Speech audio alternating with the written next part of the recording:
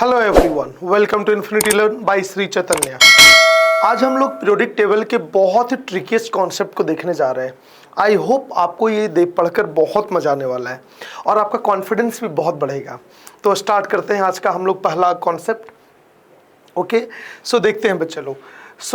जैसे कि क्या मैं आपको अगर प्रूफ करने की बात करूं, electron affinity of any positive cation is equal to ionization energy of neutral atom. Okay, या electron affinity of any neutral atom is equal to ionization energy of its uninegative ion. क्या इस तरह के concept exist करते हैं क्या ये, और इसको हम यूज किस क्वेश्चंस में करेंगे तो बड़ा मजा आएगा। सबसे पहले स्टार्ट करते हैं इससे प्रूफ करने के लिए। ओके, तो देखते हैं। बहुत ही आसान है, बहुत ध्यान से देखिएगा। You guys are best in mathematics, so it's not a big deal. Okay, so अगर मैं किसी एक स्पीसीज को ले लूं और इसे अगर मैं यूनी पॉजिटिव केटायन बनाऊं, आपको पता है एक इलेक्ट्रॉन को हटाना है तो हमें एनर्जी देनी पड़ेगी। सपोज मान लेते हैं +x किलो जूल पर मोल है। ओके, तो हम कह सकते हैं ionization energy of m gas is equal to x kilo joule per mole. Is it okay? And you guys are best in thermodynamics and अब बाकी कॉन्सेप्ट में मैं इस रिएक्शन को अब रिवर्स कर देता हूँ। ओके, तो इसे मैं क्या लिख सकता हूँ, m प्लस, और ये छोटे छोटे क्वेश्चंस आपके एग्जाम में बहुत बार आ चुके हैं। m गैस, आपको ये बहुत अच्छे से पता ही, एनर्जी अब प्लस की जगह क्या हो जाएगा माइनस, बट मैग्नीट्यूड सेम रहेगा। बट साइंस में रिप्रेजेंटेशन अपना एक वैल्यू रखता है, तो इसे इंथैल्पी की जगह अब हम क्या कहेंगे, इलेक्ट्रॉन गेन इंथैल्पी। तो हम क्या लिख देंगे, electron gain enthalpy is equal to क्या हो जाएगा, -x किलो जूल पर मोल। अब ध्यान से देखिएगा, ये क्वेश्चन आपके एग्जाम में आया हुआ है। सो हम क्या लिख सकते हैं, electron gain enthalpy of m plus gas is equal to -x kilo joule per mole. और आपको पता है इलेक्ट्रॉन गेन एंथैल्पी जो होता है वो एनर्जी को रिप्रेजेंट करता है, और जितनी ज़्यादा एनर्जी निकलेगी यानी सिस्टम की एनर्जी कम होगी, सिस्टम की एनर्जी कम होगी तो स्टेबिलिटी बढ़ेगा, यानी उसकी इलेक्ट्रॉन लेने की चाहत ज़्यादा होगी। ओके, तो electron affinity of m plus gas हम माइनस क्या हो जाएगा, ये +x kilo joule per mole. I hope ये आपको पता हो, electron affinity equal to minus of electron gain enthalpy होता है, क्योंकि ये उसकी टेंडेंट। अब आप देखिए, क्या ये वैल्यू और ये वैल्यू दोनों आपस में इक्वल हो गए, तो क्या हम लिख सकते हैं electron affinity of m plus ion is equal to ionization energy of m। तो एक आपका प्रूफ हो गया। और आपके IIT JEE मेंस हो या एडवांस हो, ठीक है, इस पे क्वेश्चंस आएंगे ही आएंगे। अब दूसरे पार्ट पे आते हैं। अब हम इसे प्रूफ करने की कोशिश करते हैं, electron affinity of neutral atom is equal to ionization energy of its uni negative ion. सही है या गलत है, लेट्स सी। सपोज एक एलिमेंट लेते हैं, इसमें एक इलेक्ट्रॉन ऐड करते हैं, क्या बनेगा, x माइनस गैस, और इसमें जो एनर्जी होगा उसे हम सपोज यहाँ से -y किलो जूल पर मोल मान लेते हैं। ठीक है, चलिए, तो हम क्या लिख सकते हैं, electron gain enthalpy of x gas is -y kilo joule per mole, ये होगा। और यहाँ से अभी हम ये भी पढ़े हैं, electron affinity of gas x क्या हो जाएगा, +y किलो जूल पर मोल हो जाएगा। ठीक है, क्योंकि ये एनर्जी रिलीज होने के जो एनर्जी का मेजरमेंट है वो ये है, but tendency of gaining electron वो एफिनिटी रिप्रेजेंट करता है। अब इस रिएक्शन को रिवर्स कर दीजिए, तो क्या बन जाएगा, x गैस +1 इलेक्ट्रॉन, और ये हो जाएगा +y किलो जूल पर मोल। तो ये तो बड़ा आसानी सा दिख रहा है कि इलेक्ट्रॉन हटाने की टेंडेंसी है। So ionization energy of x minus is equal to +y kilo joule per mole. Is it okay? तो ये बहुत ही कमाल के तरीके से आपने दोनों को प्रूफ कर लिया। तो इन दोनों रिलेशन को जरा देखिए। So electron affinity of any neutral atom is always equal to its ionization energy of its uni negative ion. दो प्रूफ हो गए। अब तीसरे पे आएंगे और फिर इन तीनों को यूज करके एक IIT के बेहतरीन क्वेश्चन को सॉल्व करेंगे। आते हैं अब थर्ड पॉइंट पे। तो मैं आपसे क्वेश्चन एक करता हूं, आप बताना सही है कि गलत है। अगर मैं बात करूं ट्रू और फॉल्स की, for the same element ionization energy is always higher than its electron affinity. क्या ये कहना सही होगा या गलत होगा? आप अगर आप वीडियो रिकॉर्डेड देख रहे हैं तो वीडियो को पॉज करके जरूर सोचिएगा।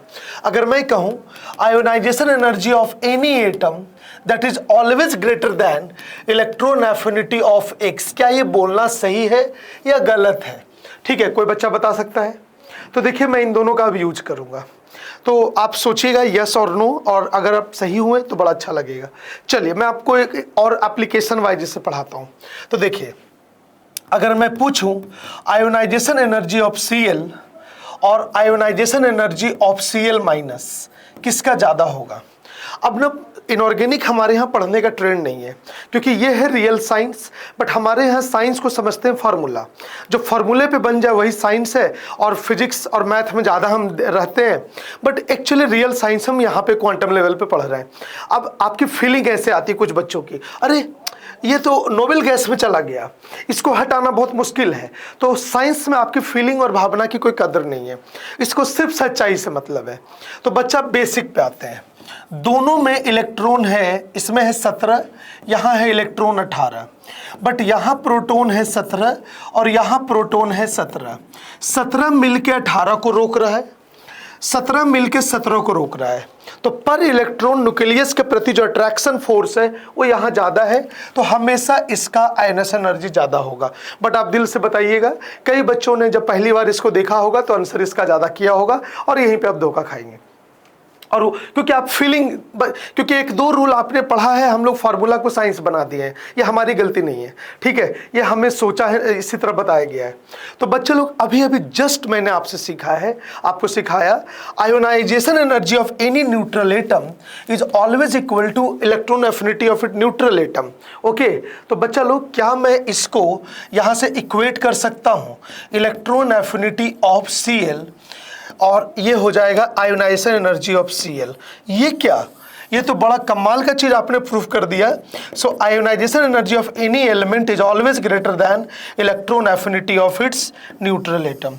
तो ये बड़ा ही बवाल चीज आपने पढ़ा है, इसको नोट डाउन कर लीजिएगा, बहुत ही यूनिक घटना है ये, ठीक है। सो आई होप आपको बहुत मजा आ रहा होगा। चलिए आगे चलते हैं, अब इस पे बेसिस पर एक क्वेश्चन करते हैं। ये क्वेश्चन आप हो ना हो, इस क्वेश्चन को आपने जरूर देखा होगा। So arrange F minus Cl and Cl minus ion in order of their decreasing ionization energy. इससे प्रॉब्लम कहाँ होता है, आप वीडियो पॉज करके कोई जरूर आंसर कर लेना, मैं आंसर बताता हूँ। देखो इसमें बच्चा को कोई प्रॉब्लम नहीं होता, फ्लोरीन ऊपर है तो ionization energy of fluorine is greater than chlorine. Okay, अगर भावनात्मक सोच से अगर ऊपर उठ चुके हो तो एक फंडा आपका और क्लियर हो चुका है। Ionization energy of F is greater than ionization energy of F minus, वरना इसको भी नोबेल गैस लेके बच्चा गलत कर जाता है। और ionization energy of Cl is greater than ionization energy of Cl minus. But अभी भी एक समस्या है, ionization energy of F minus और ionization energy of Cl minus में किसका ज्यादा होगा। अब बच्चा का मैथमेटिक्स अंदर से जागता है जो एक फेक साइंस को रिप्रेजेंट करता है। अब बच्चा क्या सोचेगा, अरे ये भी नियोन की तरह, ये भी इसकी तरह, तो अब वो सोचेगा अच्छा छोटा है तो इसको ज्यादा कर दो। बट हम इतना बेदर्दी से, we are best in mathematics, so we will do the mathematical answer.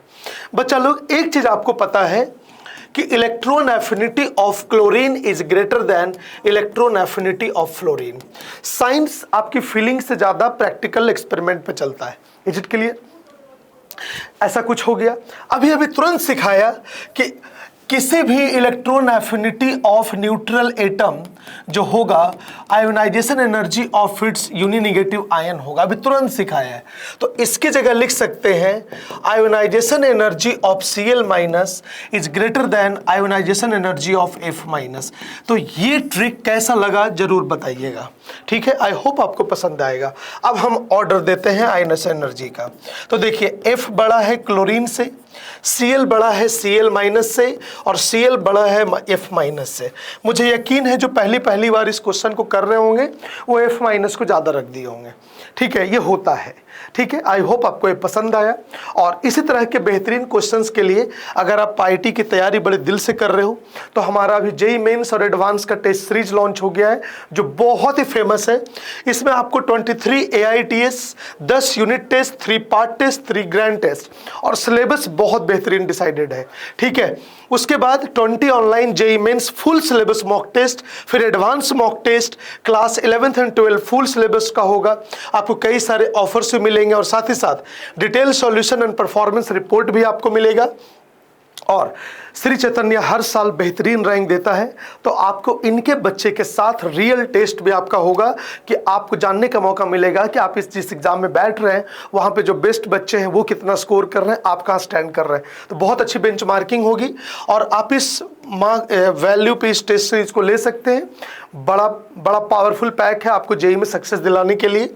और अगर आप मेरा ये कोड इस्तेमाल करेंगे तो आपको एडिशनल 20% का डिस्काउंट मिल जाएगा। ठीक है, और बच्चे लोग जो कोई भी स्कॉलरशिप का एक अलग से टेस्ट है स्कोर ऑनलाइन, तो आपको यहाँ पर full name, email, select your grade आपको बस फिल करना है और अपना स्लॉट बुक करना है। ठीक है, और आपको बहुत सारे प्राइजेस जीतने का मौका मिलेगा। तो इसी तरह आपको ये वीडियो कैसा लगा, ये ट्रिक्स अच्छा लगा या नहीं, प्लीज़ कमेंट करके बताइएगा। मिलते हैं अगले किसी और वीडियो में, तब तक के लिए बाय।